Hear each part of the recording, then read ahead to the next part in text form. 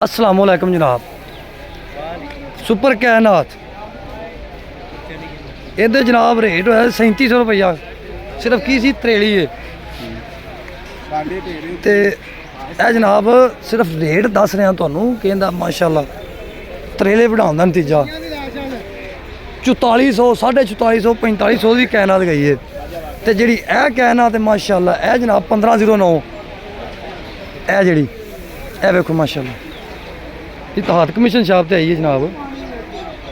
ये 4200 रुपये 4200 तो गई है 4285 रुपये। अच्छा ठीक हो गया। सिल्वर सिल्वर ए भी जनाब 1509 छोटी मशीन की कटाई है जनाब माशाल्लाह बहुत खुश कमाल है। ये 4585 रुपये गई है। इस ढेरी की तुहानू मैं ओपन जी बोली लाई हुई वो भी सुना बनाई है उंज भी तुहानू दसना कि इस ढेरी की ए जनाब सुपर कायनात ए जनाब 4400 पूरे रेट होया ओपन बोली का जोड़ा होया रेट मिठा ए बॉस वीर सुनो ए जी सुपर कायनात ए भी इनका 4260 रुपये तो माशाल्लाह जी अज 21/10/2023 तो सुपर 1509 तो कहना तो अच्छे रेट ने माशाल्लाह। थोड़ी वजह है कि यार थोड़ी त्रेल हथी मशीन ला ली है ना घंटे दिन को नहीं फर्क तो फिर ये जरा ना फिर परेशानी नहीं बनती मंडी आके भी जी त्रेली मुंजी फिर उत्ते वाले थोड़े दाने कुछ भी जो हथ में अं मारते हैं वो थले त्रेल उठ जाती है वो फिर थोड़ा इशू बन जाता। लिहाजा थोड़ा एहतियात कराया करो त्रेल हथी ना मशीन लाया करो सारा नहीं फायदा है थोड़े लिए भी तो डीलर का भी। जनाब अल्लाह हाफिज़ बड़ी मेहरबानी वीडियो वेखने का शुक्रिया।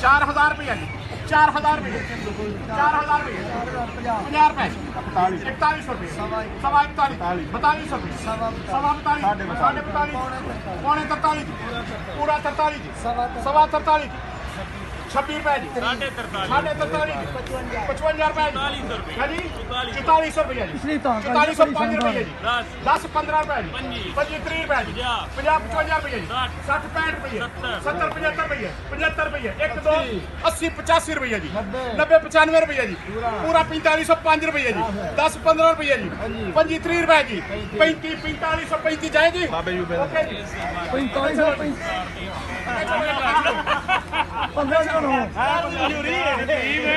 ऐसे बहाने एक्सकार की मशहूरी का कर लो यार नहीं महंगे से बहाने एक्सकार की मशहूरी का कर लो यार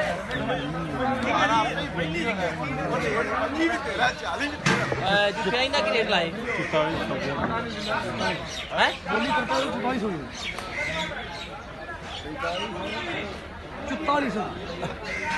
4400 लाए